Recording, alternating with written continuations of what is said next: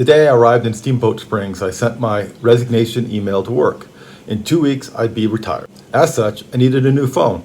My old work phone would stop working. So during my zero in Steamboat, I had to add picking up a new phone from the post office and getting a new hat to my standard town chores. Unfortunately, due to the combination of understaffing and the recent Amazon Prime Day, the post office couldn't find my package, even though I spent a good bit of time at the post office. I learned the bus system of Steamboat pretty good, but I also did a fair bit of walking, where I discovered blowdowns are not limited to just the backcountry. I was at the post office shortly after it opened the next day. After waiting in an incredibly long line, they handed over the phone immediately. It was sorted into the wrong pile. It was found by the staff during an overtime session the night before. There was two ways to get back to the trail. You could hitch south to a spot where the trail leaves Highway 40 or use Fish Creek Trail. They meet at the junction about 9 miles from the 40. Fish Creek Trail is only 7 miles long, but had an additional 1,000 feet of elevation gain. Also, the trail head is 2 miles from the post office. Nate chose to start at the 40, so he didn't have to take the bus. I used Fish Creek Trail, so I didn't have to hitch. Despite that, I was offered a ride nearly immediately after leaving the post office. Having a river tumbling down the mountainside near the trail all the way up made the steep trail very pleasant. At the top of the trail, there was a reservoir, which I assumed is used by the people of Steamboat. The lake was strangely brownish red.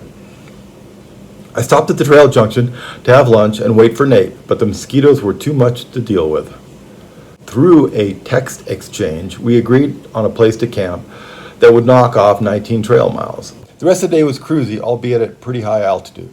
I ended the day early because I hadn't got much sleep. I was up late editing the last video, a common refrain for the first day back on the trail. I ducked into my tent to get away from the mosquitoes and didn't emerge until morning. In the morning, I found Nate was not camping at the spot, but another hiker, Redline, was. Nate had missed us and camped at the very next water source. Just as I was leaving my site, a deer visited me.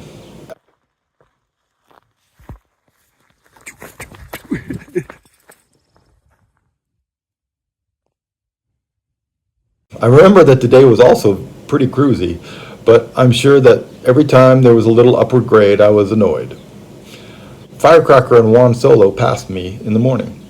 The sky was still hazy from the fire, which was limited the view despite being on top of the world. Despite being only at 10,000 feet, there were lots of snow fields. Fortunately, the fields were made up of highly consolidated snow, so you could walk on them easily. It was nearly as fast as the trail, and going around them could be worse because the bogginess caused by the meltwater. I apparently ignored my watch when it vibrated to tell me I was off trail. I wasted a lot of potential energy going down into a valley just to climb back out of it. At least the train was open so I could cut straight through back to the trail. In the afternoon, I got up nearly to 12,000 feet, but it looked like it was in the middle of Kansas. But an hour later, I came to the edge of the plain-like terrain and saw the valley ahead. During the climb down, I hit blowdown after blowdown. Negotiating one of the jungle gym-like blowdown piles, I ripped open my pants and leg. In this downhill section, I ran into Nate, just in time to get some trail magic from a triple crowner. Nate pointed out the Rocky Mountain irises. After a 24-mile day, we were getting tired, so we set up our tents hastily in an aspen grove.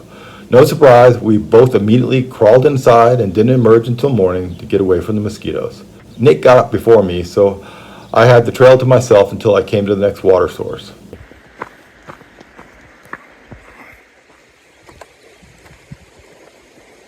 Nate and I hiked together the rest of the day. At 1 o'clock, we found some trail magic beside the dirt road. At 4, we'd hiked 18 miles and we came to the Colorado-Wyoming border. While we rested and appreciated the accomplishment, Road Dog showed up, and then Scarecrow, Fish, and Jackrabbit. I took a lot of pictures. It felt a lot like it did when I finally got out of California on the PCT. While at the border, I looked ahead and found a shortcut that would get rid of some ups and downs. 2 miles into Wyoming, we had to get water because there would be no more water the rest of the day. It was a pathetic trickle. Before we got to the shortcut, we came upon a 1,500-mile marker that was off by quite a bit, but it was still cool to see. The shortcut was wide and very smooth dirt road. We had a great time. We were done by 8 p.m., having knocked off 27 trail miles. It felt like I had gotten over on the CDT, and that made me feel good. I got up early because I was excited. Not only was it a town day, but it was also the 4th of July. During the night, others joined our campsite. Seemed like everybody from the border meetup was nearby. Another inaccurate marker that I appreciated seeing. We had only 14 miles to get to the road to Encampment, Wyoming. The miles flew by. I crossed meadow after meadow as I lost elevation and approached Encampment. As I got closer to the town, the meadows were protected by bridges. I stopped at 11 to call Julie, and Nate caught up. We got to the road at 2, but it took another hour to get a ride. While we were hitched, Scarecrow and Redline joined us. Fortunately, the guys who gave us a ride had a pickup with enough room for all of us. We were dropped off at the Pit, a relatively new barbecue place.